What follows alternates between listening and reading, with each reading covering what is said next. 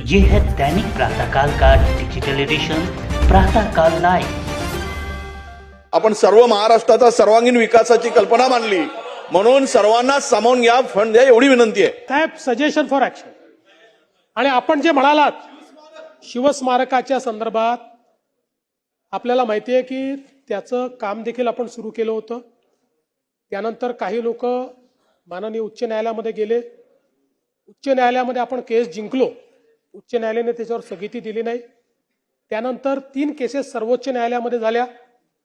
सर्वोच्च न्यायालयाने त्या तिन्ही केसेस एकत्रित करून त्याच्यावर सुनावणी घेतली आणि सुनावणी घेऊन त्यांनी त्यात निर्णय केला की जे मुद्दे हे पुन्हा मांडतायत त्या मुद्द्यांवर उच्च न्यायालयाने सुनावणी घ्यावी आणि त्या सगळ्या केसेस उच्च न्यायालयाकडे पाठवल्या आणि पाठवत असताना उच्च न्यायालयाची सुनावणी पूर्ण होतपर्यंत स्टेटस को मेंटेन ठेवावा लागेल असं त्यांनी सांगितलेलं आहे।